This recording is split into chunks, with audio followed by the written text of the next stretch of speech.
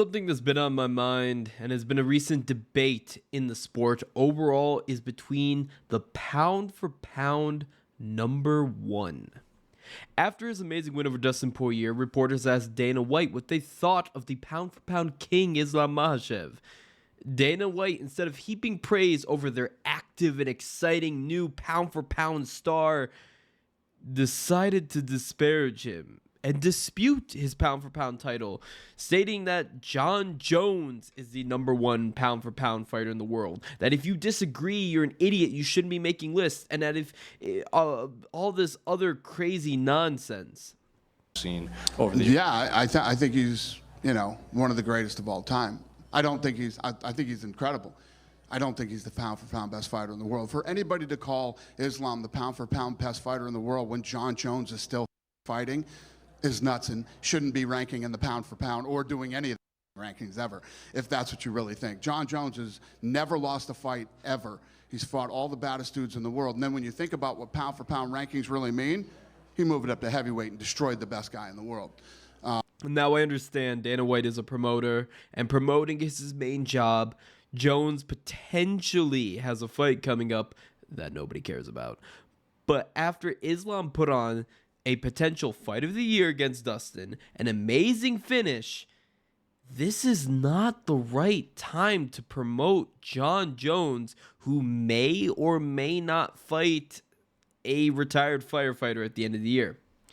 So here, I'm hopefully either going to end or shatter or scar this debate and state who is the real pound for pound number one in the world right now. I'm going to give you the facts. So, now the first thing to look at is what is the pound for pound list? What does the pound for pound list really mean, and what is its criteria? Well, the pound for pound list is a made up term back in the good old days of boxing to rank fighters across all weight classes, because humanity loves tier lists. We love ranking things. It's our obsession, and I am no different. I love ranking everything from my favorite movie to my favorite show to my favorite goddamn drinks or whatever. Essentially, the idea is to scale all the top fighters in the world, scale them to the same weight class, and see who would win from skill, power, IQ. But another important aspect of the pound for pound list is that it's constantly updated. It's a revolving list. It's not the GOAT list, because if it was the GOAT list, you'd see GSP, Anderson Silva, Mighty Mouse. Fighters who don't fight in the UFC or haven't fought in years would be on the top of that list. It's to scale the recency of their current skills and accomplishments. Who is currently the best of the best? That's the main point of contention and the issue with what Dana White said. Recency. Dana cited that Jones is the number one pound for pound best fighter because he's beaten so many guys and he moved up in weight and he beat the best heavyweight in the world. And when you talk about what it really means to be pound for pound, Volkanovski moved up and it was a very fucking close fight the first time. Jon Jones moved up and absolutely fucking decimated the greatest heavyweight that was out there right now. He doesn't go for that fucking... Who he's beaten over his career or over the last decade doesn't matter currently. Let's peel this apart a little bit further. Jon Jones has had 2 wins since 2020. For the sake of this argument, I'll be going back 4 years. I think that's enough for recency. I personally think the pound for pound list should be going over the last year at best. But we'll do 4 years. The first of his 2 wins in these 4 years was a close decision win over Dominic Reyes. Besides the fact that many argue Jones lost that fight and Reyes was robbed, myself included, Reyes was only ever a title contender. That was his first title shot. He had a second one, which he lost horribly, was knocked out brutally by Jan Blachowicz. Since his loss to Jones, he's racked up 3 losses and really hasn't amounted to much. Then, after a 3-year layoff, after beating Dominic Reyes barely, he moved up to the heavyweight title and he fought Cyril Gane. Now, as I stated, Dana White said Gane was the best heavyweight in the world, and that simply isn't true. He was never the undisputed champ. Francis Ngannou was the undisputed champion of the world. Gane won the interim belt off Derek Lewis, and then he was beaten by Francis Ngannou. Jones fought for a vacant belt that is a very much disputed belt right now, as Tom Aspinall is the interim champion and is going to be defending his interim belt, not against Jon Jones. And sorry to say, but Tom's belt is just as legitimate as Jones, going off who they beat. Honestly, Jones has one very poor win and one pretty good win. Sure, maybe you can consider this pound for pound number one, I guess. But you can't when we look at Islam. So let's look at him. So in the last 4 years, Islam Makhachev has had 8 wins. Technically, the last 3 years, because he didn't fight in 2020. So he's beaten Drew Dober, Thiago Moises, Dan Hooker, Bobby Green as his first 4 wins, each of which are okay wins. Not big names or big title challengers, but the thing is, each of those fights ended in a finish. There's no contest to who won. He beat all of them. Guys like Dan Hooker and Bobby Green, he just executed in the first round. Yeah, you're going to bring up short notice. Okay, cool. But if you're facing a short notice fighter and they're not the best, then you should finish them in 1 round, preferably in a minute, right? Yeah, well, that's what he did. That's what he did. And then keep in mind, too, each of these guys were either ranked or eventually became ranked. Thiago Moises was ranked. Drew Dober eventually was ranked. Dan Hooker was ranked. And Bobby Green is actually ranked currently, which means they were all very well-aging wins. But again, they're not on the level of, say, I think they're better than Reyes. But they're not on the level of, say, Cyril Gane. But here's his next 4 wins.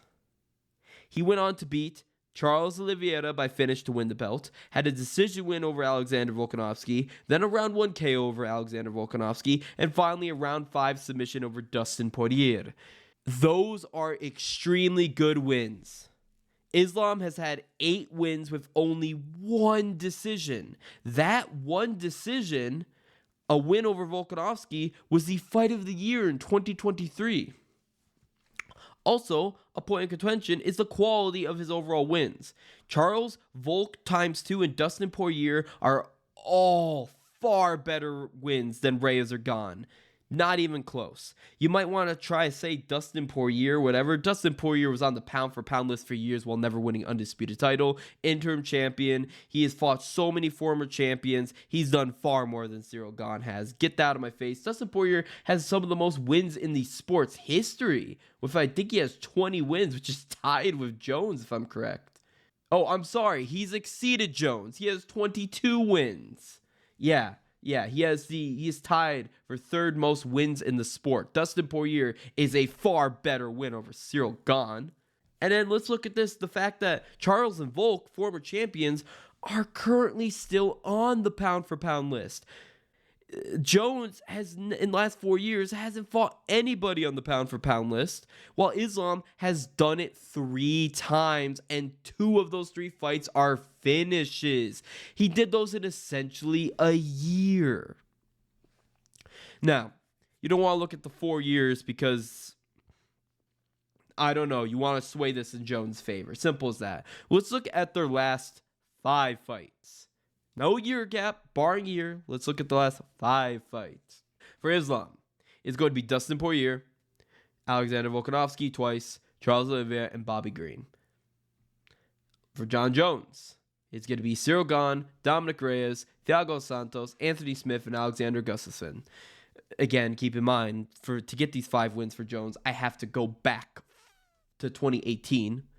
And something also not good is I see that looming right above that. After a year, we see that looming no contest loss to Daniel Cormier. Yeah. Loss. It's not a loss. No contest. Whatever case is. He popped for roids and didn't get his belt. You gotta look at it. It's Islam. You gotta look at it. It's Islam. 2 finishes and 3 mid-decisions for Jones. 4 finishes and a fight of the year for Islam. Some people want to say, Volkanovski won that fight. It was a unanimous decision. At best, honestly, for Islam, you could give him 4-1. I rewatched that fight multiple times, and I swayed to 4-1 now. Before I had it 3-2 Islam, I fully swayed over to 4-1 Islam, to be honest with you. But yes, ultimately, Dana White argument for Jones being pound for pound number one makes no sense. And the fact they said that people who disagree should be making lists is even more baffling. Corporate shows like Chael and Bisping agree with him, which clearly shows the narrative that the UFC is trying to spin, which makes no sense to me. Even if you want to look at like overall what they've done, you could make Islam a bigger star than Jones. You really can, because you just look at what they've done. But it's like overall. Now we're looking at overall. Islam Makhachev has the number 2 highest win percentage in the sport. You know who's underneath him? Jon Jones. Yeah, he has a 93.75% win percentage. Granted, the only reason because of that is because he has less fights, but it's 6 less fights. And then you also want to look at it as well that Islam Makhachev has the 3rd longest win streak in the sport's history. Yeah, he's at 14. Yep, and he's 1 above Jones, I believe. Yep, 1 above Jones. I don't know why we're not promoting Islam Makhachev more. I really don't. I don't understand it. It doesn't make sense. Why would you not want to promote Islam as your pound-for-pound best guy? He's an exciting fighter that gets finishes almost no matter what. Contrary to what his haters believe, he's very active. 7 wins, 8 fights, 8 wins in 3 years. That's phenomenal. That's amazing. And then he always shows up because you remember back in the day when I can't remember who pulled out, but Chael wanted to step up as a short notice replacement for Jones, and Jones refused, and the whole card got canceled.